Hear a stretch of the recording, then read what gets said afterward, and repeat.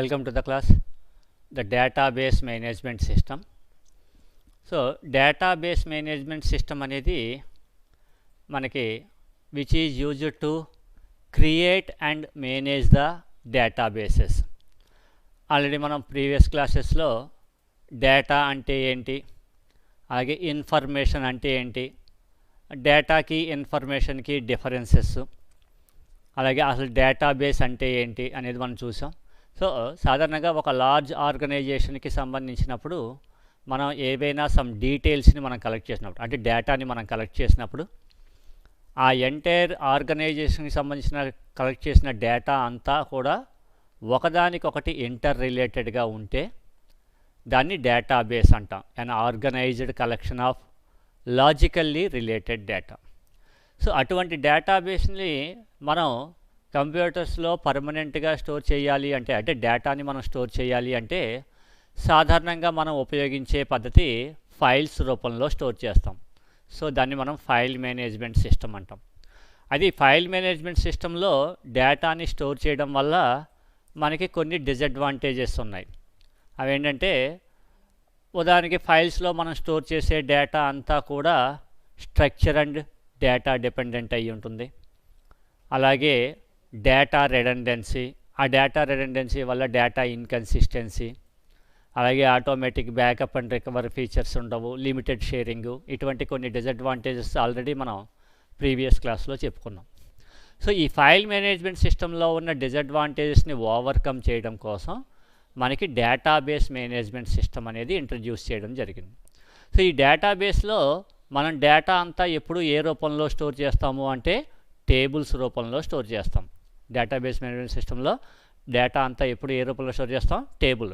So ఈ tables రూపంలో store చేయడం వల్ల the database management system software should support a large amount of data, large amount are huge amount of data, ఎక్కువ మొత్తంలో డేటాని store చేయగలుగుతుంది. అయితే ఓన్లీ డేటాని స్టోర్ చేయడం వరకు మాత్రమే కాకుండా ఆ డేటాని స్టోర్ చేయడము, మళ్ళీ ఆ స్టోర్ చేసిన డేటాని మళ్ళీ మనం తిరిగి రిట్రీవ్ చేసేటప్పుడు మనకి ఏ ఫార్మేట్లో కావాలనుకుంటే ఆ సమదర్ ఫార్మేట్లోకి మళ్ళీ కన్వర్ట్ చేసుకోవచ్చు. సో ఇటువంటి కొన్ని ఫీచర్స్ ఉన్నాయి. ఆ ఫీచర్స్ ఏంటనేవి ఇప్పుడు ఒకసారి చూద్దాం. సో ఇప్పుడు ఇవాళ టాపిక్లో advantages and disadvantages of database management system. So అడ్వాంటేజెస్కి వచ్చేటప్పటికి first one, improved data sharing. అంటే ఇక్కడ డేటా షేరింగ్ అంటే ఒకే డేటా ఒకరికన్నా ఎక్కువ మంది యూజర్స్కి యాక్సెస్ అవుతుందని కాదమ్మా. ఆ డేటాబేస్లో మనం స్టోర్ చేసిన డేటాని ఎవరైతే యాక్సెస్ చేస్తారో వాళ్ళని మనం ఏంటంటే ఎండ్ యూజర్స్ అంటాం. So provides the end users to have better access to more and better managed data. అంటే డేటాబేస్లో మనకు ఒకసారి మనం డేటాని మనం స్టోర్ చేసిన తర్వాత వాటిని ఎండ్ యూజర్స్ యాక్సెస్ చేసేటప్పుడు మనం యాజ్ ఇట్ ఈజ్గా ఏ ఫార్మాట్లో అయితే స్టోర్ చేసామో అదే ఫార్మాట్లో రిట్రీవ్ చేయొచ్చు. లేదు, డేటాబేస్లో ఒకసారి మనం డేటాని స్టోర్ చేసిన తర్వాత దాన్ని రిట్రీవ్ చేసేటప్పుడు సమ్ అదర్ ఫార్మాట్లో కూడా రిట్రీవ్ చేసుకోవచ్చు. అంటే ఏ యూజర్కి కన్వీనియంట్గా ఆ యూజర్కి మనకి డేటాని మనం రిట్రీవ్ చేసుకోవచ్చు. ఉదాహరణకి నేను ఏదైనా ఒక టేబుల్లో డేటాని స్టోర్ చేసేటప్పుడు అందులో ఏదో సమ్ డేట్ ఆఫ్ బర్త్ కానీ, లేదంటే డేట్ ఆఫ్ జాయినింగ్ కానీ, ఇటువంటి డేట్స్ని నేను స్టోర్ చేశాను అనుకోండి. సాధారణంగా సిస్టమ్స్లో మనం డేట్స్ని స్టోర్ చేసేటప్పుడు డేట్ ఎప్పుడు కూడా మనకి ఏ రూపంలో స్టోర్ అవుతుంది అంటే MMDDYY ఈ రూపంలో స్టోర్ అవుతుంది. సాధారణ కంప్యూటర్స్లో మనకి డేట్ ఎప్పుడు కూడా MMDDYY ఫార్మాట్లో ఉంటుంది. ఉదాహరణకి సమ్ డేట్ ఆఫ్ బర్త్ వచ్చేటప్పటికి suppose 7th July, suppose 14, suppose 90 ఇలా ఒక డేటాని స్టోర్ చేసాం అనుకోండి. అంటే యాక్చువల్గా టేబుల్లో స్టోర్ అవ్వడం డేటా అనేది ఎప్పుడు ఏ రూపంలో స్టోర్ అవుతుందంటే MMDDYY స్టోర్ అవుతుంది. అలా కాకుండా నేను రిట్రీవ్ చేసేటప్పుడు నాకు ఫస్ట్ డే రావాలి, అంటే డే రావాలి, డేటు, తర్వాత నాకు మంత్, తర్వాత అలాగే ఇయర్ వచ్చేటప్పటికి యాక్చువల్లీ ఇక్కడ స్టోర్ అయ్యేది ఓన్లీ 2 డిజిట్స్లోనే స్టోర్ అవుతుంది. కానీ నాకు డేటా రిట్రీవ్ అయ్యేటప్పుడు నాకు 4 డిజిట్స్లో రిట్రీవ్ అవ్వాలి అన్నా అనుకోండి. ఇలా స్టోర్ అయిన డేటాని ఈ రూపంలోకి కన్వర్ట్ చేసి మనం డేటాని రిట్రీవ్, అంటే we will get the better managed data. అంటే డేటా ఎలా అయితే స్టోర్ అయిందో సేమ్ అదే ఫార్మాట్లో కాకుండా మనకి కావాల్సిన ఫార్మాట్లోకి మనం రిట్రీవ్ చేసుకుంటూ ఉండొచ్చు. అది మనకి ఫస్ట్ది improved data sharing provides end users to have better access to more and better managed data. And second one is the improved data security. So the DBMS provides facilities for data privacy and security policies. అంటే సాధారణంగా database management సిస్టంలో it supports multiple users, ఒకటి కన్నా ఎక్కువ మంది users at a time మనకి access చేసుకోవచ్చు అని ఆల్రెడీ చెప్పుకున్నాం. మల్టిపుల్ యూజర్ యాక్సెస్ అని చెప్పి DBMS యొక్క ఆబ్జెక్టివ్స్ చెప్పుకున్నాం.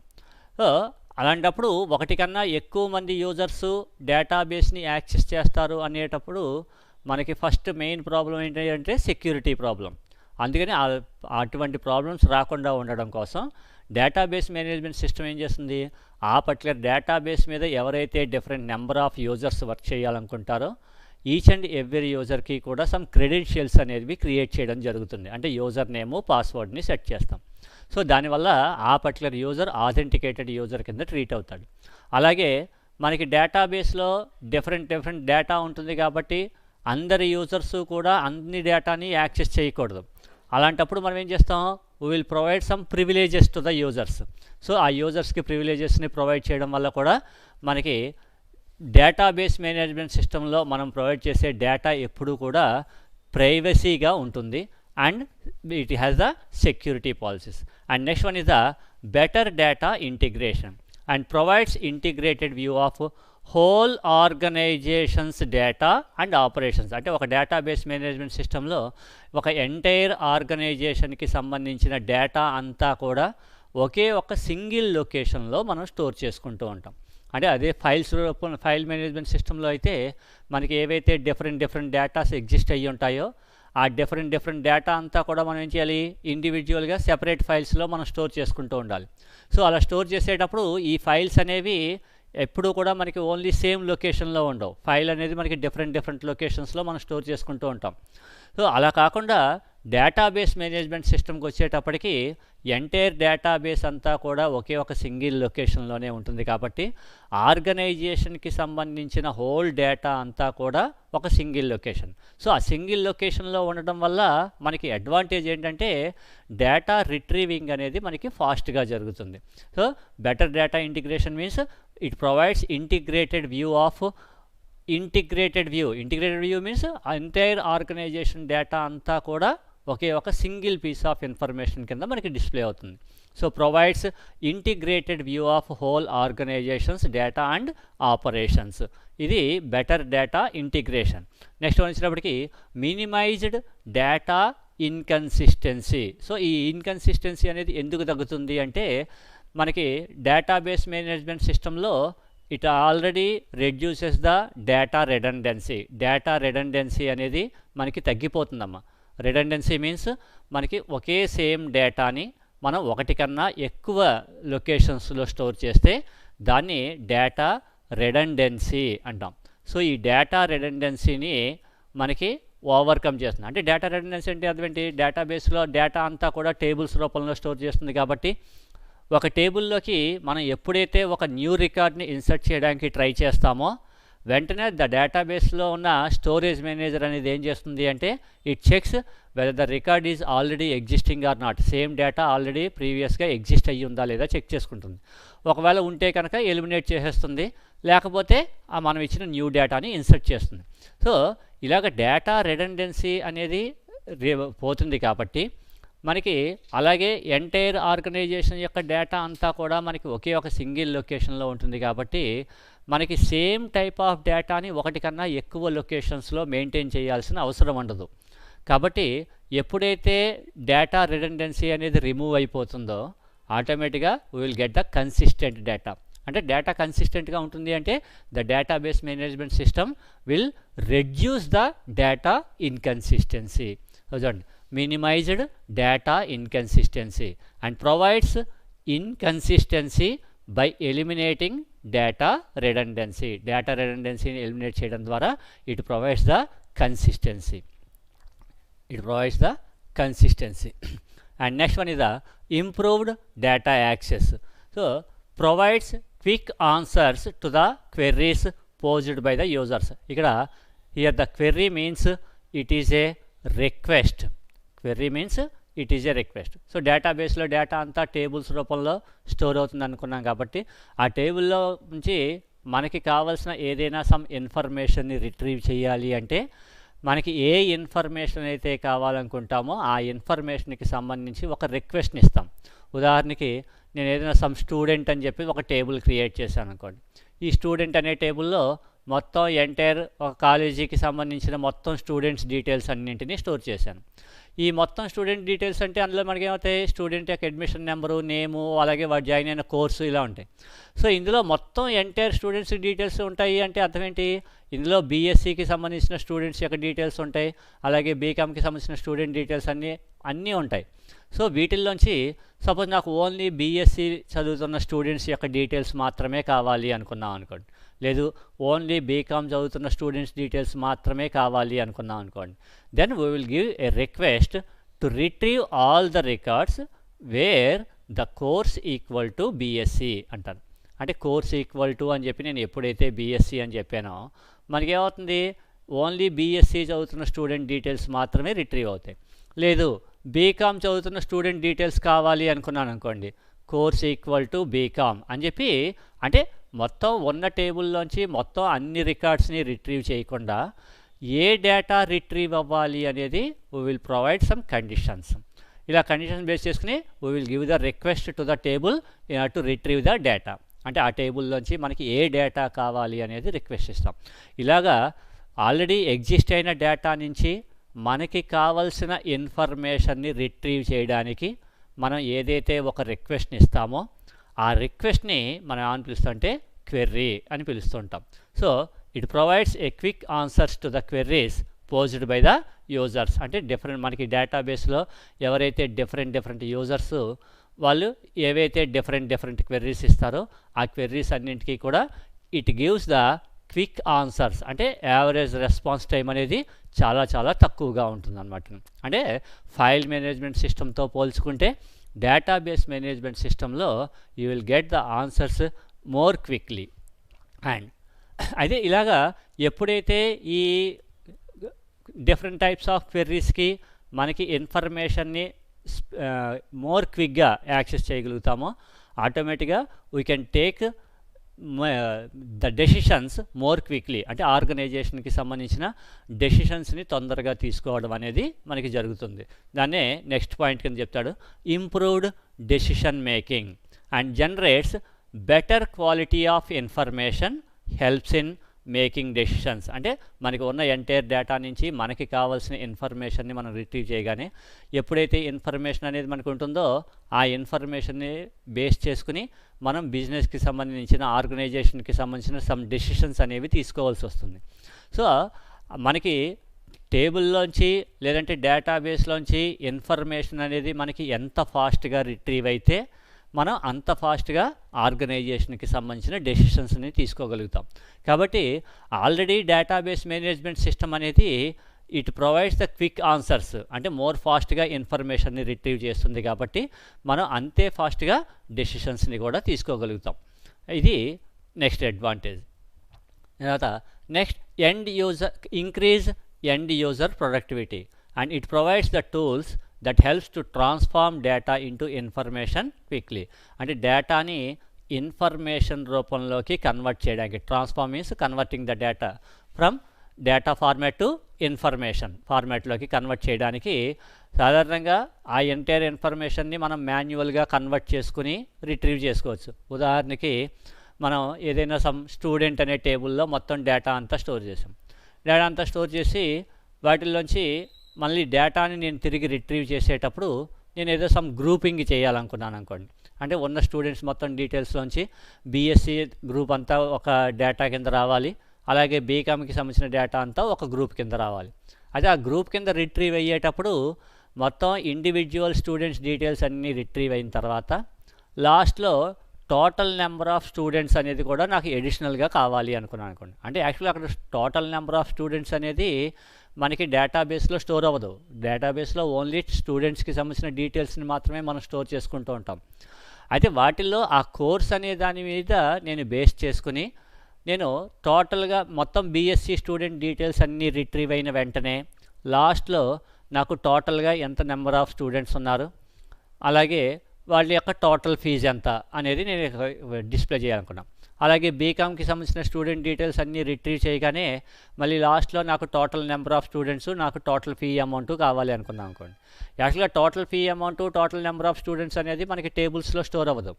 అదే అటువంటి వాటిని రిట్రీవ్ చేసేటప్పుడు వాటికి మన ఓన్గా మనం ఏదైనా క్వెర్రీని మన ఓన్గా మనం రాసుకోవచ్చు. లేదు, ఆల్రెడీ మనకి డేటాబేస్ మేనేజ్మెంట్ సిస్టంలోనే it provides some tools means database సాఫ్ట్వేర్తో పాటు వచ్చే some small component of softwares. ఈ టూల్స్ ఏం చేస్తాయి అంటే ఆటోమేటిక్గా మనకి ఎగ్జిస్ట్ అయిన ఎంటైర్ డేటా మొత్తాన్ని మనకి ఏ ఫార్మేట్లో అయితే ఇన్ఫర్మేషన్ రూపంలో కావాలి అనుకుంటామో ఆ ఇన్ఫర్మేషన్ రూపంలోకి అవే కన్వర్ట్ చేస్తాయి. అంటే ఇవి మనం చెప్పుకున్నట్టు total number of students, total fees calculate చేయాలంటే దానికి మన ఓన్గా మనం క్వెరీస్ని రాయాల్సిన అవసరం ఉండదు. అందులోనే అగ్రిగేట్ ఫంక్షన్స్ అవి ఎగ్జిస్ట్ అయ్యి ఉంటాయి. వాటిని ఉపయోగిస్తే యూ కెన్ డైరెక్ట్లీ రిట్రీవ్. అంటే మనకు ఉన్న ఎంటైర్ డేటా మొత్తాన్ని ఇన్ఫర్మేషన్లోకి రిట్రీవ్ చేయడానికి it uses the sum tools. అయితే ఆ టూల్స్ కూడా మళ్ళీ ఎడిషనల్గా మనం ఏవి ఇన్స్టాల్ చేయాల్సిన అవసరం ఉండదు. ద డేటాబేస్ మేనేజ్మెంట్ సిస్టమ్ సాఫ్ట్వేర్తో పాటే వస్తాయి. అలాగే ఎంటైర్ డేటా మొత్తాన్ని మనం బ్యాకప్ తీసుకోవాలి అనుకున్నాం అనుకోండి, బ్యాకప్ తీసుకోవాలన్నా సరే దానికి కూడా సెపరేట్గా టూల్ ఉంటుంది. దానికి మన ఓన్గా మనం ఏది కూడా మళ్ళీ అప్లికేషన్ ప్రోగ్రామ్ని ఇంప్లిమెంట్ చేయాల్సిన అవసరం ఉండదు. అండ్ నెక్స్ట్ వన్ ఇదా ప్రోగ్రామ్ డేటా ఇండిపెండెన్స్. ఇది మోస్ట్ ఇంపార్టెంట్ పాయింట్ అమ్మా. మనకి సాధారణంగా ఫైల్ మేనేజ్మెంట్ సిస్టంలో ప్రోగ్రామ్ డేటా డిపెండెంట్ అని చెప్పి చెప్పుకున్నాం. అయితే డేటాబేస్ మేనేజ్మెంట్ సిస్టంలో మనకి ఈ ప్రోగ్రామ్స్ అలాగే మనం యాక్చువల్గా స్టోర్ చేసే డేటా అంతా కూడా ప్రోగ్రామ్ ఇండిపెండెంట్ అవుతుంది. అంటే అర్థం ఏంటంటే యాక్చువల్గా డేటాబేస్లో మనం డేటాని స్టోర్ చేసేటప్పుడు ఓన్లీ డేటా మాత్రమే కాకుండా మనం ఏదైతే డేటాని స్టోర్ చేయాలి అనుకుంటామో దానికి సంబంధించిన సమ్ ఎడిషనల్ ఇన్ఫర్మేషన్ కూడా మనకి స్టోర్ అవుతుంది. ఉదాహరణకి మనం ఏదైనా ఒక ఎంప్లాయీకి సంబంధించిన డీటెయిల్స్ని స్టోర్ చేయాలి అనుకున్నాం అనుకోండి. సో అంటే ఎంప్లాయీ అని చెప్పేసి లేదంటే ఎంప్లాయీస్ అని చెప్పి నేను ఒక టేబుల్ని క్రియేట్ చేస్తాను. అయితే ఈ టేబుల్లో మనం ఏం చేస్తాం, ఎంప్లాయీస్ యొక్క డీటెయిల్స్ ఏ డీటెయిల్స్ స్టోర్ చేస్తాం అంటే వాటికి మళ్ళీ సమ్ ఫీల్డ్ నేమ్స్ని ప్రొవైడ్ చేయడం జరుగుతుంది. ఉదాహరణకి నేను ఎంప్లాయీ ఐడి స్టోర్ చేస్తాను. దానికి మనం ఏదో సపోజ్ ఈఎంపీ ఐడి అని చెప్పేసి ఒక కాలం నేమ్ చెప్పుకుంటాం. అలాగే ఎంప్లాయీ నేమ్ స్టోర్ చేసుకోవాలి, ఈ నేమ్ అని చెప్పేసి ఒక కాలం నేమ్ని స్పెసిఫై చేసుకుంటాం. అలాగే వాడు ఏ డిపార్ట్మెంట్లో వర్క్ చేస్తున్నాడు అనేది డిపార్ట్మెంట్ని ఐడెంటిఫై చేయడం కోసం ఒక కాలం నేమ్ ఇస్తాం. అలాగే వాడి యొక్క డిజిగ్నేషన్ ఏంటి, డిజిగ్నేషన్ ఐడెంటిఫై చేయడం కోసం మనం ఒక కాలం నేమ్ ఇస్తాం. అలాగే వాడి యొక్క శాలరీ, డేట్ ఆఫ్ జాయినింగు, ఇలాగా మనం ఏ డీటెయిల్స్ అయితే మనం స్టోర్ అంటే ఒక ఎంప్లాయీకి సంబంధించి మనం ఏ డీటెయిల్స్ అయితే స్టోర్ చేయాలి అనుకుంటామో వేటికి సంబంధించిన డీటెయిల్స్ స్టోర్ చేస్తాం అనే నేమ్స్ మళ్ళీ సెపరేట్గా కొన్ని ఇచ్చుకుంటాం. అంటే ఎంప్లాయీస్ యొక్క డీటెయిల్స్లో వాడి యొక్క నెంబర్ని ఐడెంటిఫై చేయడానికి ఈఎంపీ ఐడి, అలాగే ఎంప్లాయీ నేము, డిపార్ట్మెంటు, డిజిగ్నేషను, శాలరీ. అయితే ఇలాగా ఓన్లీ నేమ్స్ మాత్రమే కాకుండా వీటిల్లో మనం ఏ టైప్ ఆఫ్ డేటా స్టోర్ చేస్తాము అనేది కూడా మళ్ళీ వాటి యొక్క డేటా టైప్స్ని స్పెసిఫై చేస్తాం. ఉదాహరణకి ఎంప్లాయీ ఐడి అంటే డిజిట్స్ రూపంలో ఉంటుంది కాబట్టి మనం ఏదో సమ్ నెంబర్ ఫార్మాట్ను ఉపయోగిస్తాం. అలాగే employee name which is in the form of text ఫార్మాట్లో ఉంటుంది.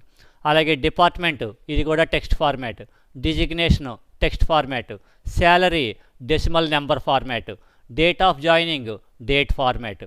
అంటే మనం యాక్చువల్గా ఏదైతే డేటాని స్టోర్ చేస్తామో ఆ స్టోర్ చేయాలనుకున్న డేటాకి ముందుగా ఆ స్టోర్ చేసే డేటాకి సంబంధించి మళ్ళీ మనం ఏం చేయాలి, ఏదో ఒక స్పెసిఫిక్ స్ట్రక్చర్ని మనం డిఫైన్ చేసుకోవాల్సి వస్తుంది. ఈ స్ట్రక్చర్ని మనం ఏమని పిలుస్తాం అంటే మెటా డేటా అంటాం. అంటే యాక్చువల్గా ఇక్కడ మనం స్టోర్ చేసి ఇప్పుడు ఇచ్చినవి employee ID, employee name, department, designation, salary, date of joining ఇవన్నీ కూడా ఫీల్డ్ నేమ్స్. అలాగే నెంబరు, టెక్స్టు, డేటు ఇవన్నీ మనకేంటి డేటా టైప్స్.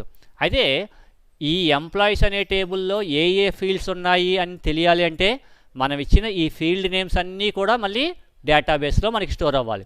అలాగే ఈచ్ అండ్ ఎవ్రీ ఫీల్డ్లోనూ ఏ టైప్ ఆఫ్ డేటా స్టోర్ అవ్వాలని తెలియాలంటే వాటి యొక్క డేటా టైప్స్ కూడా స్టోర్ అవ్వాలి. అంటే ఒరిజినల్గా మనం స్టోర్ చేసే డేటాతో పాటు ఆ డేటాకి సంబంధించిన డేటా, దాన్ని మనం ఏంటంటే డేటా అబౌట్ డేటా అంటాం. డేటా అబౌట్ డేటా, దాన్నే మనం ఏమని పిలుస్తాం అంటే మెటా డేటా అని పిలుస్తుంటాం. Meta data means the data about data, అంటే యాక్చువల్గా మనం స్టోర్ చేసే డేటాకి సంబంధించిన డేటా అనమాట. ఉదాహరణకి ఇటువంటి ఫీల్డ్ నేమ్స్, వాటి యొక్క డేటా టైప్స్, వాటి యొక్క సైజెస్, అలాగే ఈ ఫీల్డ్స్ మీద సపోజ్ ఉదాహరణకి employee ID, each and every ఎంప్లాయీకి కంపల్సరీ ఎంప్లాయీ ఐడి అనేది ఎగ్జిస్ట్ అయ్యి ఉంటుంది. అంటే మిగిలిన డీటెయిల్స్లో ఏ డీటెయిల్స్ చెప్పినా చెప్పకపోయినా ఎంప్లాయీ ఐడి అనేది మాత్రం మస్ట్ అండ్ షుడ్గా ఉండాలి. అంటే ఎంప్లాయీస్ అనే టేబుల్లో ఎంప్లాయీ ఐడి అనేది స్టోర్ చేసేటప్పుడు ఎంప్లాయీ ఐడి అనే దాంట్లో కంపల్సరీ మనకి వాల్యూ ఎంటర్ చేయాలి అని చెప్పేసి మనం ఏదో ఒక రూల్ పెడతాం. అలాగే డేట్ ఆఫ్ జాయినింగ్ ఉందనుకోండి, డేట్ ఆఫ్ జాయినింగ్ అనేది మనం కరెంట్ సిస్టమ్ డేట్ కన్నా ముందుగా ఉండకూడదు, అంటే తర్వాత ఉండకూడదు అని చెప్పేసి మనం ఒక రూల్ చెప్పుకుంటాం. ఇలాగా డేటాబేస్లో టేబుల్స్ రూపంలో డేటాని స్టోర్ చేసేటప్పుడు వాటికి సంబంధించిన ఫీల్డ్ నేమ్స్, డేటా టైప్స్, వాటి యొక్క సైజెస్తో పాటు వాటికి సంబంధించిన కొన్ని రూల్స్ని కూడా మనం ప్రొవైడ్ చేస్తాం. అటువంటి రూల్స్ని డేటాబేస్ టెర్మినాలజీలో ఏమని పిలుస్తాం అంటే కన్స్ట్రైంట్స్ అని పిలుస్తుంటాం. సో అంటే ఈ ఫీల్డ్ నేమ్స్, వాటి యొక్క డేటా టైప్స్, అలాగే వాటి యొక్క సైజెస్, అలాగే వాటి మీద మనం ప్రొవైడ్ చేసే కన్స్ట్రైంట్స్, ఇవన్నీ కూడా మళ్ళీ మనకి డేటాబేస్లో స్టోర్ అవ్వాలి. ఎందుకంటే అవన్నీ డేటాబేస్లో స్టోర్ అయితేనే నెక్స్ట్ నుంచి దాంట్లో మనం డేటాని మనం ఎంటర్ చేయగలుగుతాం. అదే every DBMS software store the data along with its meta data. డేటాబేస్లో ఓన్లీ డేటాని మాత్రమే కాకుండా మెటా డేటాని కూడా మనం స్టోర్ చేసుకుంటూ ఉండొచ్చు. అయితే ఈ మెటా డేటా అంతా కూడా మనకి ఒక లొకేషన్లో స్టోర్ అవుతుంది. దానికి సంబంధించిన టేబుల్లో సంబంధించిన డేటా అంతా కూడా సెపరేట్ లొకేషన్లో ఉంటాయి. సో ఈ రెండు సెపరేట్ లొకేషన్లో ఉంటాయి కాబట్టి మనకి ఒకవేళ ఇక్కడ ఉన్న డేటాని మ్యానిపులేట్ చేయడానికి మనం ఏవైనా అప్లికేషన్ ప్రోగ్రామ్స్ని మనం డెవలప్ చేసినట్టయితే కనుక ఈ అప్లికేషన్ ప్రోగ్రామ్స్ అంతా దేని మీద డిపెండ్ అవుతాయి, మెటా డేటా మీద డిపెండ్ అవుతాయి. కాబట్టి ఈ మెటా డేటా అండ్ డేటా రెండు సెపరేట్గా ఉంటాయి. అలాగే మెటా డేటా డిఫరెంట్గా ఉంటుంది, వాటి మీద మనం డెవలప్ చేసే అప్లికేషన్ ప్రోగ్రామ్స్ సెపరేట్గా ఉంటాయి.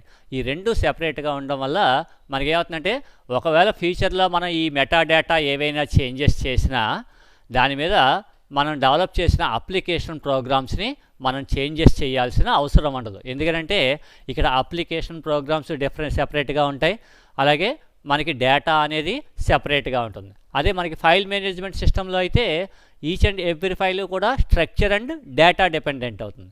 సో అక్కడ స్ట్రక్చరే ముందు మనకి ఉంటుంది కాబట్టి ఆ స్ట్రక్చర్ని బట్టే మనం ప్రోగ్రామ్ రాస్తాం. కాబట్టి ఒకవేళ స్ట్రక్చర్ని చేంజెస్ చేయాల్సి వస్తే ఎంటైర్ అప్లికేషన్స్ మొత్తాన్ని చేంజెస్ చేసుకోవాల్సి వస్తుంది. అయితే ఇక్కడ అప్లికేషన్ ప్రోగ్రామ్స్ సెపరేట్గా ఉంటాయి, అలాగే వాటిల్లో మనం స్టోర్ చేసే డేటా, ఆ డేటాకి సంబంధించిన other additional data about data, meta data రెండు సెపరేట్గా ఉండడం వల్ల DBMS సాఫ్ట్వేర్కి అప్లికేషన్ ప్రోగ్రామ్స్కి ఎటువంటి సంబంధం ఉండదు. So the separation of data descriptions, that is the meta data. Here the meta data means data about data. Data about data అంటే మనం యాక్చువల్గా ఏదైతే డేటాను స్టోర్ చేసుకుంటామో దానికి సంబంధించిన ఫీల్డ్ నేమ్స్, డేటా టైప్స్, అలాగే దాని యొక్క సైజు, వాటి మీద మనం అప్లై చేసే కన్స్ట్రైంట్స్ ఇటువంటివి అనమాట. And from the application programmes, కాబట్టి ఈ అప్లికేషన్ ప్రోగ్రామ్స్ డేటా డిస్క్రిప్షన్స్ రెండు సెపరేట్గా ఉంటాయి. కాబట్టి మనకి ఒకవేళ మెటా డేటా ఏవైనా చేంజెస్ చేసినప్పటికీ కూడా మనకి అప్లికేషన్ ప్రోగ్రామ్స్ని మనం చేంజెస్ చేయాల్సిన అవసరం ఉండదు. అండ్ నెక్స్ట్ వన్ ఇదా మినిమైజ్ డేటా రిడెండెన్సీ. ఇది ఆల్రెడీ మనం ఇందాక చెప్పుకున్నామా, data files are integrated into a single logical structure. Entire database అంతా ఆర్గనైజేషన్కి సంబంధించిన డేటా అంతా కూడా ఒకే లొకేషన్లో ఉంటుంది కాబట్టి వాటికి సంబంధించి డేటా రిడెండెన్సీ అనేది ఎగ్జిస్ట్ అవ్వదు, ఎందుకంటే డూప్లికేషన్ ఆఫ్ డేటా అనేది ఉండదు. ఇవన్నీ కూడా మనకి అడ్వాంటేజెస్. అలాగే improved data quality by applying the integrity constraints. ఇక్కడ constraint means it is a rule that should not be violated by the database users. అంటే సాధారణంగా డేటాబేస్లో మనం డేటాని స్టోర్ చేసేటప్పుడు మనం స్టోర్ చేసే డేటా అంతా కూడా కన్సిస్టెంట్గా ఉండాలి అంటే వాటికి కొన్ని మనం రూల్స్ అండ్ రెగ్యులేషన్స్ని లేదంటే కొన్ని రూల్స్ని అప్లై చేయాల్సి వస్తుంది. ఉదాహరణకి ఇందాక మనం చెప్పుకున్నట్టు ఎంప్లాయీస్లో సంబంధించిన డీటెయిల్స్ని మనం స్టోర్ చేస్తున్నాం అనుకోండి. ఎంప్లాయీస్కి సంబంధించిన డీటెయిల్స్ని స్టోర్ చేసేటప్పుడు ఈచ్ అండ్ ఎవ్రీ ఎంప్లాయీకి కూడా ఎంప్లాయీ నెంబర్ అనేది మనకి కంపల్సరీ ఉంటుంది. సో ఎంప్లాయీ నెంబర్ అనేది ఎగ్జిస్ట్ అవ్వకుండా మనం డేటాని మనం స్టోర్ చేయడానికి వీల్లేదు. అంటే అక్కడ మనం ఏం చేస్తాం, ఎంప్లాయీ నెంబర్ అనేది మస్ట్ అండ్ షుడ్గా ఎంటర్ అయ్యేటట్టుగా మనం ఒక రూల్ని అప్లై చేస్తాం. అంటే ఒకవేళ ఏదైనా ఒక పర్టికులర్ ఎంప్లాయీకి సంబంధించిన డీటెయిల్స్ని నేను ఇన్సర్ట్ చేయాలి అనుకున్నాను అనుకోండి. ఇన్సర్ట్ చేసేటప్పుడు నేను ఎంప్లాయీ నెంబర్ ఇవ్వలేదు అనుకోండి, మిగిలిన అన్ని డీటెయిల్స్ ఇచ్చాం. అంటే ఎంప్లాయీ నేము, వాడి యొక్క డిజిగ్నేషను, వాడి department, date of joining, salary అన్నీ ఇచ్చామనుకో. అన్నీ ఇచ్చినా ఎంప్లాయీ నెంబర్ అనేది మనం ఇన్పుట్ ఇవ్వకపోతే it does not accept the data. ఎందుకంటే ఎంప్లాయీ నెంబర్ అనేది మనకి మెయిన్. ఎందుకంటే దాన్ని బేస్ చేసుకునే ఈచ్ అండ్ ఎవ్రీ ఎంప్లాయీని మనం ఆఫీస్లో యూనిక్గా ఐడెంటిఫై చేయగలుగుతాం. సో అలాంటప్పుడు ఆ ఎంప్లాయీ నెంబర్ అనేది లేకపోతే మనకి ఆ డేటా మనకి ఏమవుతుంది, ఇట్ ఈజ్ అన్నెసరీ డేటా అయిపోతుంది. సో అటువంటి లేకుండా మనం ఏం చేస్తాం, ఎంప్లాయీ నెంబర్ అనేది మస్ట్ అండ్ షుడ్గా ఎంటర్ చేయాలి అని చెప్పి ఒక రూల్ ఇస్తాం. అలాగే డేట్ ఆఫ్ జాయినింగ్ అనేది ఎంటర్ చేసాం అనుకోండి. డేట్ ఆఫ్ జాయినింగ్ అనేది మనం ఎంటర్ చేసేటప్పుడు ఇప్పుడు ఎలా ఎంటర్ చేయాలి, ఒకటి మన దగ్గర ముందే జాయిన్ అయిపోయి తర్వాత ఎప్పుడో మనం ఎంటర్ చేస్తే ప్రీవియస్ డేట్ ఎంటర్ చేస్తాం, అంటే కరెంట్ డేట్కి. లేదు కరెంట్ డేటు ఏ రోజైతే జాయిన్ అయ్యాడో సేమ్ అదే రోజు డీటెయిల్స్ని ఎంటర్ చేసినట్టయితే కనుక కరెంట్ డేట్ని ఎంటర్ చేస్తాం. సో ఈ రెండూ కాకుండా బియాండ్ ద కరెంట్ డేట్ అనేది మనం ఎంటర్ చేయడానికి వీలేదు. అలాగే బియాండ్ ద డేట్ ఎంటర్ చేయకుండా ఉండాలంటే దానికంటూ మళ్ళీ సెపరేట్గా ఒక రూల్ అప్లై చేస్తుంటాం. అంటే ఇదంతా మనం ఎందుకు చేస్తామంటే డేటాబేస్లో మనం స్టోర్ చేసే డేటా ఎప్పుడూ కూడా కన్సిస్టెంట్గా ఉండాలి అండ్ మోర్ క్వాలిటేటివ్గా ఉండడం కోసం మనం ఇదంతా చేస్తుంటాం. సో ఇటువంటి కండిషన్స్ని అప్లై చేయడం ద్వారా we can maintain more qualitative data in the database management system. So improved data quality by applying integrity constraints make data more qualitative. అంటే మనం స్టోర్ చేసే డేటా మోర్ క్వాలిటేటివ్గా ఉండడం కోసం మనకి ఈ ఇంప్రూవ్డ్ డేటా క్వాలిటీ అనేది ఉపయోగపడుతుంది, అంటే కన్స్ట్రైంట్స్ని అప్లై చేసుకోవడం ద్వారా. And next reduce program maintenance. ఎందుకంటే ఆల్రెడీ మనకి ఇక్కడ అప్లికేషన్ ప్రోగ్రామ్స్ డేటా ఈ రెండు మనకి సెపరేట్గా ఇండిపెండెంట్గా ఉంటాయి. కాబట్టి ఒకవేళ మనం మెటా డేటాస్ని అంటే డేటా స్ట్రక్చర్స్ని మనం ఏవైనా చేంజెస్ చేసినా, లేదంటే ఆల్రెడీ ఎగ్జిస్టింగ్ డేటాని మనం మోడిఫై చేసినా, మనం వాటి మీద డిపెండ్ అయిన అప్లికేషన్ ప్రోగ్రామ్స్ ఏవి కూడా మనం మోడిఫై చేయాల్సిన అవసరం ఉండదు. ఎందుకంటే ఇప్పుడు ఉదాహరణకి ఏదో సపోజ్ ఎంప్లాయీ అని చెప్పి టేబుల్ క్రియేట్ చేసాం. అందులో ఫస్ట్ నేను employee ID, employee name, designation, salary, date of joining వరకే ఇచ్చాను. సో ఇనీషియల్గా మనకి డిపార్ట్మెంట్ అనేది లేదనుకుందాం. సో తర్వాత రేపొద్దున ఎప్పుడైనా నాకు అందులో డిపార్ట్మెంట్ అనేది నేను యాడ్ చేశాను అనుకోండి. నేను డిపార్ట్మెంట్ అనేది ఒక న్యూ కాలమ్ని యాడ్ చేసినా ఆల్రెడీ అక్కడ ఉన్న డేటాని మ్యానిపులేట్ చేయడానికి సంబంధించిన అప్లికేషన్ ప్రోగ్రామ్స్ని మనం ఏం చేంజెస్ చేయాల్సిన అవసరం లేదు. ఎందుకంటే ఆ ఓల్డ్ అప్లికేషన్స్ మిగిలిన డీటెయిల్స్ని రిట్రీవ్ చేస్తాయి, ఓన్లీ డిపార్ట్మెంట్ ఒకటి రిట్రీవ్ అవ్వదు. సో ఒకవేళ అక్కడ మొత్తం అన్ని కాలమ్స్ రిట్రీవ్ అవ్వాలి అనేటట్టుగా అప్లికేషన్ ప్రోగ్రామ్ రాసామనుకోండి, ఇది వరకు 4 కాలమ్స్ ఉండేవి కాబట్టి 4 కాలమ్స్ వరకు రిట్రీవ్ చేస్తుంది. ఇప్పుడు న్యూగా ఒక కాలం యాడ్ అయింది అనుకోండి, నెక్స్ట్ అప్లికేషన్ ప్రోగ్రామ్ ఏం చేస్తుంది, 5 కాలమ్స్ని రిట్రీవ్ చేస్తుంది. అంటే మనం అప్లికేషన్ ప్రోగ్రామ్స్ని డెవలప్ చేసేటప్పుడు జనరల్గా మనం డెవలప్ చేసినట్టయితే కనుక ఒకవేళ మనం డేటాబేస్లో మనం స్టోర్ చేసే డేటా యొక్క స్ట్రక్చర్స్ని మనం మోడిఫై చేసినప్పటికీ కూడా మనం ఆల్రెడీ వాటి మీద డిపెండ్ అయిన అప్లికేషన్ ప్రోగ్రామ్స్ ఏవి కూడా మనకి చేంజెస్ చేయాల్సిన అవసరం ఉండదు. ఇవన్నీ కూడా మనకి డేటాబేస్ మేనేజ్మెంట్ సిస్టమ్స్లో ఉన్న అడ్వాంటేజెస్. ఫస్ట్ వన్ వచ్చేటప్పటికి ఇంప్రూవ్డ్ డేటా షేరింగ్, రెండోది improved data security, third one is the better data integration, అలాగే minimized data inconsistency, improved data access, improved decision making, increased end user productivity, program data independence which is the most important point అమ్మా. Program data independence అలాగే minimize data redundancy, ఈ 2 points మాత్రం most important. DBMS అడ్వాంటేజెస్లో ఈ 2 మనకి main.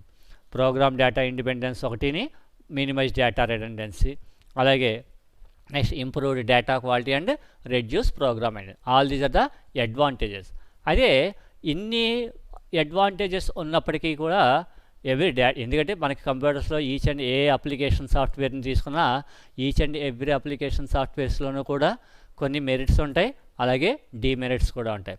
అలాగే ఈ database management system అనే application సాఫ్ట్వేర్కి సంబంధించి కూడా కొన్ని డిసడ్వాంటేజెస్ ఉన్నాయి. అవి ఏంటనేది ఇప్పుడు చూద్దాం. So disadvantages of database management system. So first one వచ్చేటప్పటికి హయ్యర్ కాస్ట్ ఆఫ్ డిబిఎంఎస్. సాధారణంగా ఈ డేటాబేస్ మేనేజ్మెంట్ సిస్టమ్ అనే సాఫ్ట్వేరు మనకి చాలా ఎక్కువ కాస్ట్ అనేది ఉంటుందండి. అంటే మార్కెట్లో మనం ఏదైనా డేటా మన ఎంటైర్ ఆర్గనైజేషన్కి సంబంధించిన డేటా మొత్తాన్ని మనం స్టోర్ చేసుకోవడానికి మనం ఏదైనా ఒక డేటాబేస్ సాఫ్ట్వేర్ని పర్చేస్ చేయాలండి. అంటే అఫ్కోర్స్ మనకి మార్కెట్లో ఇప్పటికీ ఇంకా మనకి కొన్ని freeware open source database softwares available అవుతాయి.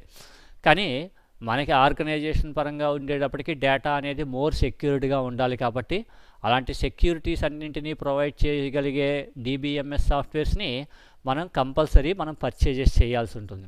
అంటే లైసెన్స్డ్ వెర్షన్స్ని మాత్రమే మనం పర్చేజ్ చేయాలి. అప్పుడే మనం మెయింటైన్ చేసే డేటా మొత్తానికి మనకి సెక్యూరిటీ అనేది ఉంటుంది. అయితే అటువంటి సెక్యూర్డ్గా ఉండేటట్టుగా ఇన్ని ఫీచర్స్ అంటే బ్యాకప్ అండ్ రికవరీ ఒకటి, డేటా ఆథెంటికేషన్ని ప్రొవైడ్ చేయడం, అలాగే కన్స్ట్రైంట్స్ని అప్లై చేయడం, ఇటువంటివన్నీ చేస్తూ మన డేటా మ్యాక్సిమం మోర్ సెక్యూర్డ్గా ఉండాలి అంటే కంపల్సరీ మనం లైసెన్స్డ్ సాఫ్ట్వేర్స్ని పర్చేస్ చేయాలి. అయితే మనకి మార్కెట్లో అవైలబుల్ అయ్యే ఈ డేటాబేస్ మేనేజ్మెంట్ సిస్టమ్ సాఫ్ట్వేర్స్ యొక్క కాస్ట్ చాలా ఎక్కువగా ఉంటుంది.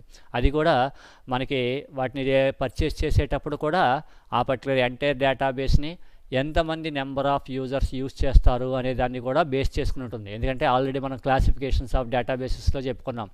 Either personal database, work group database, enterprise database, ఇలాగ డిఫరెంట్గా ఉంటాయని చెప్పుకున్నాం. సో నెంబర్ ఆఫ్ పర్సన్స్ పెరుగుతున్న కొద్దీ మనం పర్చేస్ చేసే సాఫ్ట్వేర్ యొక్క లైసెన్స్ని కూడా మనం పెంచుకుంటూ ఉండాల్సి వస్తుంది. సో దానివల్ల మనకి ఏమవుతుందంటే డిబిఎంఎస్ సాఫ్ట్వేర్స్ అనేవి చాలా కాస్ట్తో కూడుకున్నవి. So DBMS is a large and sophisticated software, so very expensive to purchase. మనకి మార్కెట్లో ఈ డిబిఎంఎస్ సాఫ్ట్వేర్స్ని పర్చేస్ చేయడానికి చాలా ఎక్కువ కాస్ట్ అవుతుంది. And next one is the higher hardware cost. అలాగే ఈ డిబిఎంఎస్లో మనకి ఇది చాలా రకాల ఫీచర్స్ని ప్రొవైడ్ చేస్తుంది. కాబట్టి ఇన్ని రకాల ఫీచర్స్ని ప్రొవైడ్ చేయాలి అంటే ఆటోమేటిక్గా మనకి ఏమవుతుంది, అప్లికేషన్ యొక్క సైజు బాగా లార్జ్గా ఉంటుంది. సో ఎప్పుడైతే అప్లికేషన్ యొక్క సైజు ఎక్కువైపోతుందో దాన్ని మన కంప్యూటర్స్లో మనం మెయింటైన్ చేయాలి అంటే మనకి నార్మల్గా మనం ఉపయోగించే సిస్టమ్స్ యొక్క హార్డ్వేర్ కాన్ఫిగరేషన్ కన్నా కొద్దిగా హై కాన్ఫిగరేషన్ ఉన్న సిస్టమ్స్ని మనం యూజ్ చేస్తూ ఉండాల్సి వస్తుంది. సో ఎప్పుడైతే ఆ హై కాన్ఫిగరేషన్ అవుతుందో ఆటోమేటిక్గా అంటే సిస్టమ్ యొక్క ప్రాసెసర్ని చేంజ్ చేసుకోవాలి, లేదా హార్డ్ డిస్క్ కెపాసిటీని చేంజ్ చేసుకోవాలి, ర్యామ్ యొక్క కెపాసిటీని పెంచుకోవాలి. ఇలాగ ఎంటైర్ సిస్టమ్ యొక్క కాస్ట్ కూడా మనకి చేంజ్ అయిపోతుంటుంది. దాన్నే మనం ఏంటంటే హయ్యర్ హార్డ్వేర్ కాస్ట్ అంటాం. So requires more powerful hardware such as more memory and more processing power. అంటే సాధారణంగా ఫైల్స్ రూపంలో ఉన్న డేటాని మ్యానిపులేట్ చేయడానికి మనం ఉపయోగించే సిస్టమ్ యొక్క కాన్ఫిగరేషన్ కన్నా డేటాబేస్ మేనేజ్మెంట్ సిస్టమ్ని ఉపయోగించాలి అంటే కనుక మనకి ఈ హార్డ్వేర్ కాన్ఫిగరేషన్ అనేది చాలా హైగా ఉండాలి. అంటే ఎక్కువ large size of secondary storage hard disk కావాలి, అలాగే ఎక్కువ ప్రైమరీ మెమరీ ఉండాలి. ఎందుకంటే డేటాబేస్ మేనేజ్మెంట్ సిస్టమ్ని ఒకసారి మనం ఓపెన్ చేసామంటే అందులో ఉన్న అన్ని ఫీచర్స్ని యూజ్ చేసుకోవాలి అంటే డేటాబేస్ మేనేజ్మెంట్ సిస్టంలో ఉన్న ఆల్ ఫీచర్స్ అన్నీ కూడా మనకి మెమరీలో లోడ్ అయ్యి ఉండాలి. కాబట్టి ఆటోమేటిక్గా ప్రైమరీ మెమరీ అనేది కూడా మనకి చాలా లార్జ్ సైజ్ కావాల్సి వస్తుంది.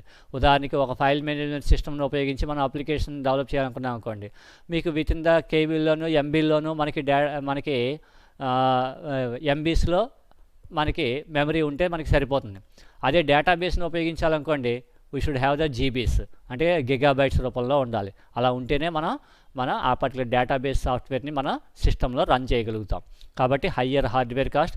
And next one higher programming. అయితే ఈ డేటాబేస్ మేనేజ్మెంట్ సిస్టమ్ సాఫ్ట్వేర్స్లో మనకి వర్క్ చేయాలి అంటే సింపుల్గా డేటాని స్టోర్ చేయడం, రిట్రీవ్ చేయడం మాత్రమే కాకుండా ఎంటైర్ డేటా మ్యానిపులేషన్కి సంబంధించి డిఫరెంట్ టైప్స్ ఆఫ్ ఆపరేషన్స్ని పెర్ఫామ్ చేయాలి. వాటన్నింటికి సంబంధించిన అప్లికేషన్ ప్రోగ్రామ్స్ని మనం డెవలప్ చేయాలి అంటే కనుక ఈ డేటాబేస్కి సంబంధించిన ప్రోగ్రామ్స్ని ఇంప్లిమెంట్ చేసే పర్సన్స్ని మనం హైర్ చేసుకోవాల్సి ఉంటుంది. అయితే వాళ్ళని హైర్ చేసుకోవాలి అంటే ఎంటైర్ డేటాబేస్ మొత్తం స్టడీ చేసిన పర్సన్స్ మనకి చాలా తక్కువగా ఉంటారు.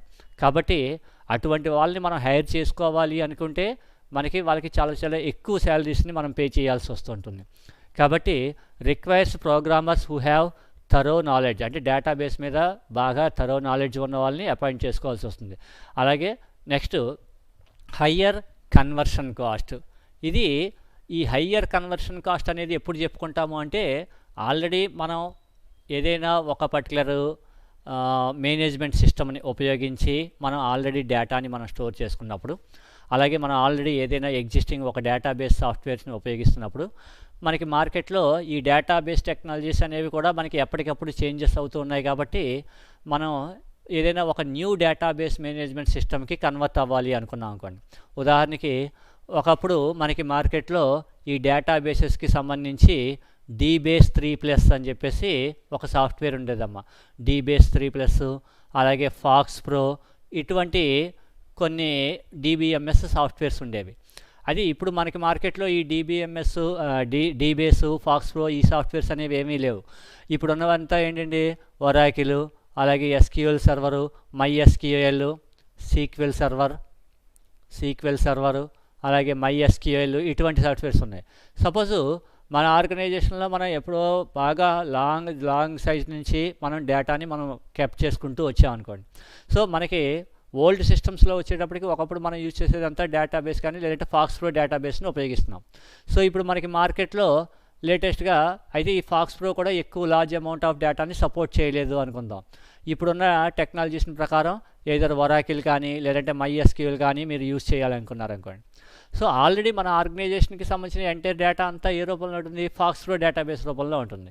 ఇప్పుడు మనం ఉపయోగించేది ఇంకో సమ్ అప్లికేషన్ సాఫ్ట్వేర్, ఇంకో సమ్ DBMS సాఫ్ట్వేర్. సో ఈ DBMS సాఫ్ట్వేర్లో ఉన్న ఎంటైర్ డేటా మొత్తాన్ని ఇప్పుడు మనకి లేటెస్ట్గా ఉన్న డేటాబేస్ సాఫ్ట్వేర్ పరంగా మనం కన్వర్ట్ చేసుకుంటూ ఉండాలి. అయితే ఇలాగా ఒక డేటాబేస్ ఫామ్లో ఉన్న డేటాని ఇంకో సమ్ అప్లికేషన్ ఫార్మాట్, ఇంకో సమ్ డేటాబేస్ ఫార్మాట్లోకి కన్వర్ట్ చేయాలి అంటే it takes very long time and it is more expensive. ఇది మనకి DBMSలో ఉన్న ఇంకొక డిసడ్వాంటేజ్ అమ్మ, higher conversion cost. If data has to convert from old existing system to new system, అంటే పాత డేటాబేస్ సిస్టమ్ నుంచి న్యూ డేటాబేస్ సిస్టమ్కి ఈ డేటా మొత్తాన్ని కన్వర్ట్ చేయాలి అంటే కనుక it is very cost effective. And next one is more chance of failure. అయితే డేటాబేస్ సిస్టమ్స్ బాగా లార్జ్ సైజ్గా ఉంటాయి కాబట్టి సాధారణంగా DBMSలో ఉన్న అలాగే ఎంటైర్ ఆర్గనైజేషన్కి సంబంధించిన డేటా అంతా కూడా మనం ఒకే ఒక సింగిల్ లొకేషన్లో స్టోర్ చేసుకుంటామని చెప్పుకున్నాం. అందువల్లే ఆర్గనైజేషన్స్ డేటా అంతా కూడా ఒక సింగిల్ పాయింట్ ఇంటిగ్రేటెడ్ వ్యూలో చూడొచ్చు అని చెప్పి ఇందాక DBMS అడ్వాంటేజెస్ చెప్పుకున్నాం. అంటే ఎంటైర్ ఆర్గనైజేషన్కి సంబంధించిన డేటా అంతా ఒకే లొకేషన్లో ఉంటుంది కాబట్టి ఒకవేళ ఆ డేటాబేస్ లొకేట్ అయిన లొకేషన్లో ఉన్న సిస్టమ్ కానీ లేదంటే డేటాబేస్ మేనేజ్మెంట్ సిస్టంలో ఉన్న ఏదైనా ఒక స్మాల్ కాంపోనెంట్ కానీ మనకి ఫెయిల్యూర్ అయితే ఎంటైర్ డేటాబేస్ మొత్తం అంతా కూడా స్టాప్ అయిపోతుంది. అంటే ఎంటైర్ డేటాబేస్ నుంచి మనం ఒక సింగిల్ పీస్ ఆఫ్ ఇన్ఫర్మేషన్ని రిట్రీవ్ చేయడం అనేది కూడా మనకి పాసిబిలిటీ ఉండదు. చూడండి, మోర్ ఛాన్స్ ఆఫ్ ఫెయిల్యూర్.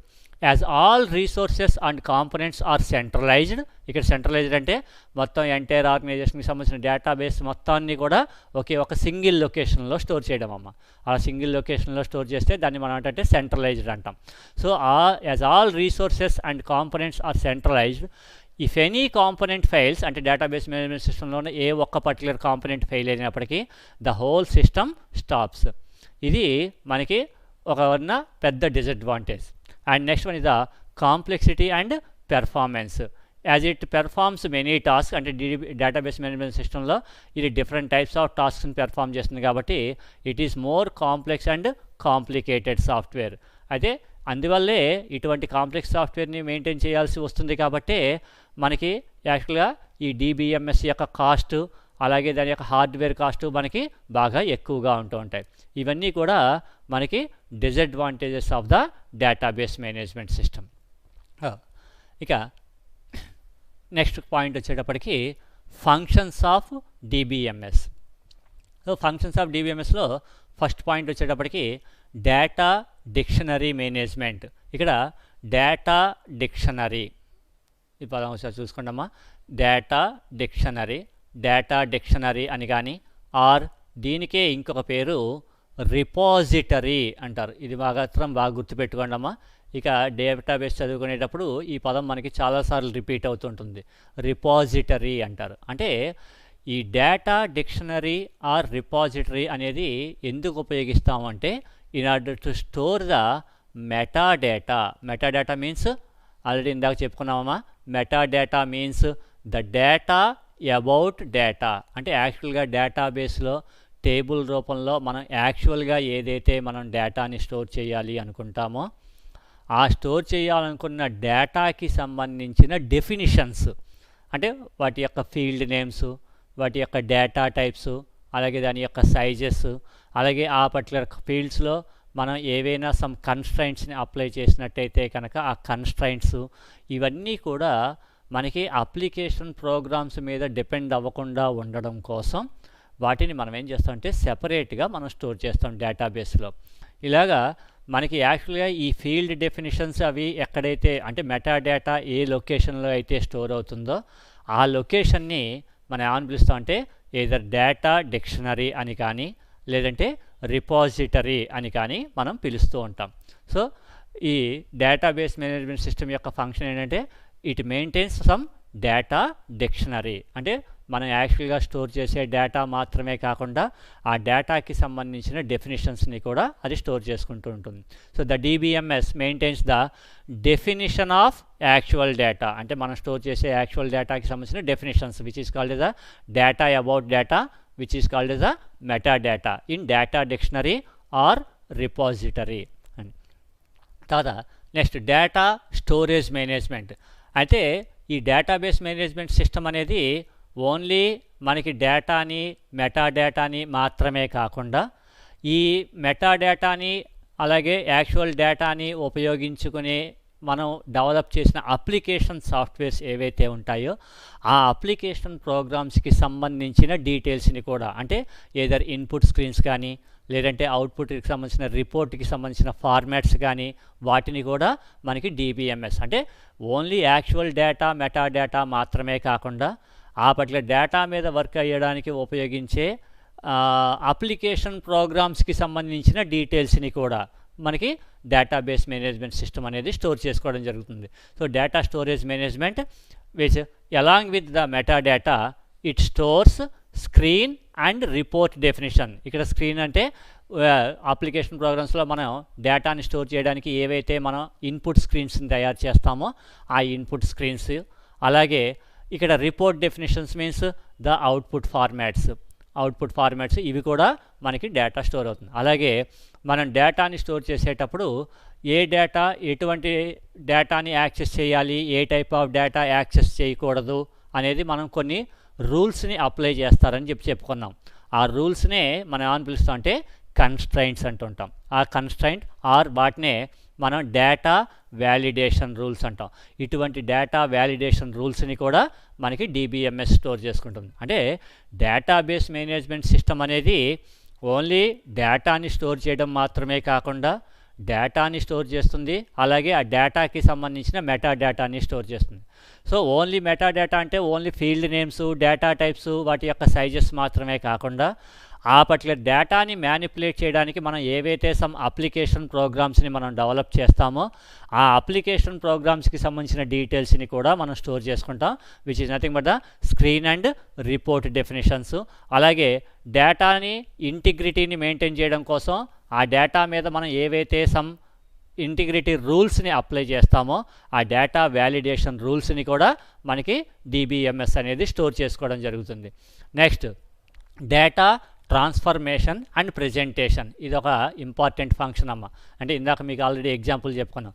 ఉదాహరణకి సాధారణంగా కంప్యూటర్స్లో మనం ఏదైనా సమ్ డేటాని మనం స్టోర్ చేసేటప్పుడు మనం ఇన్పుట్ ఇచ్చే డేటా అలాగే కంప్యూటర్లో యాక్చువల్గా స్టోర్ అయ్యే ఫార్మాటు రెండు డిఫరెంట్గా ఉండొచ్చు. అంటే సపోజ్ ఉదాహరణకి ఇప్పుడు నేను ఏదైనా ఒక ఎంప్లాయీకి సంబంధించి కానీ లేదంటే స్టూడెంట్స్కి సంబంధించిన కానీ డీటెయిల్స్ని స్టోర్ చేసేటప్పుడు నేను డేట్ ఆఫ్ జాయినింగ్ ఇవ్వాలి అనుకున్నాం అనుకోండి. సో డేట్ ఆఫ్ జాయినింగ్ అంటే సాధారణంగా మనకి ఏ ఫార్మాట్ అలవాటు ఉంటుంది, మనం సాధారణంగా ఇచ్చే ఫార్మాట్ అంతా ఇప్పుడు ఏ రూపంలో ఉంటుంది అంటే DDMMYY రూపంలో ఉంటుంది. అయితే యాక్చువల్గా కంప్యూటర్లో స్టోర్ అవ్వాల్సిన ఫార్మాట్ ఏంటి, MMDDYY. అంటే సాధారణంగా కంప్యూటర్ ఎప్పుడు కూడా ఈ ఫార్మాట్ని రిప్రజెంట్ చేస్తుంది. అంటే ఒకవేళ యూజరు ఇన్పుట్ ఇవ్వడం DDMMYY ఫార్మాట్లో ఇచ్చినా మన DBMS సాఫ్ట్వేరు ఇంటర్నల్గా అది ఏం చేస్తుందంటే it converts the data into MMDD wifi. అదే ఉదాహరణకి మీరు ఒరాకిల్ అని చెప్పేసి ఒక సాఫ్ట్వేర్ని తీసుకున్నారనుకోండి. ఒరాకిల్లో డేట్ అంతా ఎప్పుడు ఏ ఫార్మాట్లో ఉంటుంది అంటే DDMON అంటే మంత్ ఒక 3 క్యారెక్టర్స్ లెంత్లో ఉంటుందండి. తర్వాత ఇయర్ వచ్చేటప్పటికి 2 డిజిట్స్ రూపంలో ఉంటుంది. అంటే ఇప్పుడు ఉదాహరణకి సపోజ్ 19/6/20 అని మీరు ఇచ్చారనుకోండి, లేదా 2020 అని మీరు ఇన్పుట్ ఇచ్చారనుకోండి ఈ ఫార్మాట్లో, సపోజ్ 1916 అది ఆటోమేటిక్గా వెంటనే ఏం చేస్తుంది, సపోజ్ డేట్ని 19, మంత్ వచ్చేటప్పటికి ఇక్కడ మనం ఇచ్చే సింగిల్ డిజిట్ 6ని అదేం చేస్తుందంటే JUN కింద కన్వర్ట్ చేసేస్తుంది. అలాగే 20/20 4 డిజిట్స్లో ఉన్నదాన్ని అదేం చేస్తుంది 2 డిజిట్స్లోకి కన్వర్ట్ చేస్తుంది. ఇలాగా మనం ఇచ్చిన డేటా మనం ఏ ఫార్మేట్లో ఇచ్చినప్పటికీ కూడా మనకి DBMSలో డేటా స్టోర్ అవ్వడానికి మనకి ఏ ఫార్మేట్ అయితే అవసరం అవుతుందో ఆ ఫార్మేట్లోకి అది ఆటోమేటిక్గా అదే కన్వర్ట్ చేసేస్తుందండి. So data transformation and presentation and transforms and submit data to the required data structures. అంటే మనం స్టోర్ చేసే డేటా యొక్క స్ట్రక్చర్కి ఏదైతే ఉంటుందో దానికి తగ్గట్టుగా మనం ఇచ్చిన డేటాని ఆటోమేటిక్గా అదే ట్రాన్స్ఫార్మ్ చేసేసి స్టోర్ చేసుకుంటుంది. అలాగే రిట్రీవ్ చేసేటప్పుడైనా సరే మనకి ఏ ఫార్మాట్లో కావాలంటే ఆ ఫార్మాట్లోకి మనం రిట్రీవ్ చేసుకుంటూ ఉండవచ్చు. నెక్స్ట్ వన్ వచ్చేటప్పటికి సెక్యూరిటీ మేనేజ్మెంట్. అదే DBMS provides a strong security system that enforces users security and data privacy. అంటే మన డేటాబేస్ మేనేజ్మెంట్ సిస్టంలో మనకి ఒకటి కన్నా ఎక్కువ మంది users at a time access చేసుకోవచ్చు. అంటే ఒకే డేటాబేస్లో ఉన్న ఏదో డిఫరెంట్ టేబుల్స్ని యూజ్ చేసుకోవచ్చు. లేదు different users same data or same టేబుల్లో ఉన్న డేటాని మనకి యాక్సెస్ చేస్తూ ఉండొచ్చు. అలాంటప్పుడు మనకి ఏమవుతుంది అంటే నెంబర్ ఆఫ్ పీపుల్స్ పెరుగుతున్న కొద్దీ మనం దానికి సెక్యూరిటీని ప్రొవైడ్ చేస్తూ ఉండాల్సి వస్తుంది. అలా సెక్యూరిటీని ప్రొవైడ్ చేయడం కోసం మన ఎంటైర్ డేటాబేస్ మొత్తం మీద ఎవరెవరైతే డిఫరెంట్ యూజర్స్ వర్క్ చేయాలి అనుకుంటారో ఆ యూజర్స్కి సంబంధించి అదేం చేస్తుందంటే సమ్ క్రెడెన్షియల్స్ అనేవి మనకి క్రియేట్ చేయడం జరుగుతుంది. అంటే ఈచ్ అండ్ ఎవ్రీ యూజర్ని యూనిక్గా ఆథెంటికేట్ చేయడం కోసం వాటికి సంబంధించిన ఒక యూజర్ నేము పాస్వర్డ్స్ని క్రియేట్ చేయడం జరుగుతుంది. అలాగే ఆథెంటికేటెడ్ యూజర్ అయినప్పటికీ కూడా వాడు కూడా ఎంటైర్ డేటాబేస్లో ఉన్న మొత్తం డేటాని యాక్సెస్ చేయడానికి మనకి ఉండకూడదు. కొన్ని డేటాని యాక్సెస్ చేయాలి, కొంత డేటాని యాక్సెస్ చేయకూడదు. అలాంటప్పుడు మళ్ళీ వాడికి ఏం చేస్తామంటే we will provide some privileges. అంటే ఏ యూజరు ఎంటైర్ డేటాబేస్లో ఏ పార్ట్ ఆఫ్ డేటాని యాక్సెస్ చేయాలి, ఏ పార్ట్ ఆఫ్ డేటాని యాక్సెస్ చేయకూడదు అనేది మనం స్పెసిఫై చేస్తాం. అంటే by providing both authentication and privileges we can maintain the security and we can maintain the privacy of the data. ఇది కూడా DBMSలో ఒక ఫంక్షనే. So security management provides a strong security system that enforces users security and data privacy. And next multi user access control. And అయితే ఇలా multi users access control చేయడం వల్ల మనకి డేటా సెక్యూరిటీతో పాటు మనకి వచ్చే ఇంకొక పెద్ద ప్రాబ్లం ఏంటంటే ఒకే డేటాని ఒకటి కన్నా ఎక్కువ మంది యూజర్స్ ఒకేసారి యాక్సెస్ చేసుకుంటూ ఉంటే సాధారణంగా మనకు వచ్చే ప్రాబ్లం ఏంటంటే అప్డేషన్ ప్రాబ్లమ్స్. అంటే ఇప్పుడు ఒక టేబుల్లో ఉన్న ఎంప్లాయీస్ డీటెయిల్స్ని ఒకేసారి ఒక 3 యూజర్స్ యాక్సెస్ చేస్తున్నారు. అంటే ఒకళ్ళేమో రీడ్ పర్పస్ కోసం, ఒకళ్ళేమో ప్రింట్ పర్పస్ కోసం, ఇంకో సమ్ అదర్ పర్సన్ ఏమో ఏదో శాలరీస్ మాడిఫై చేయడానికి ఈ పర్పస్ కోసం ఓపెన్ చేశారనుకోండి. సో మరి ఇలా ఓపెన్ చేసినప్పుడు ముగ్గురికి కూడా సేమ్ కాపీ అవైలబుల్ అవుతున్నప్పుడు ఏదైనా ఒక పర్టికులర్ యూజరు డేటాని వాడు ప్రింట్ చేయాలి అనుకుంటే ఈలోపు ఏదైనా ఇంకో సమ్ అదర్ పర్సన్ డేటాని మాడిఫై చేయడానికి యాక్సెస్ చేశాడు. ఆ యాక్సెస్ చేసిన వాడు ఏదో సమ్ డేటాని మాడిఫై చేస్తాడు.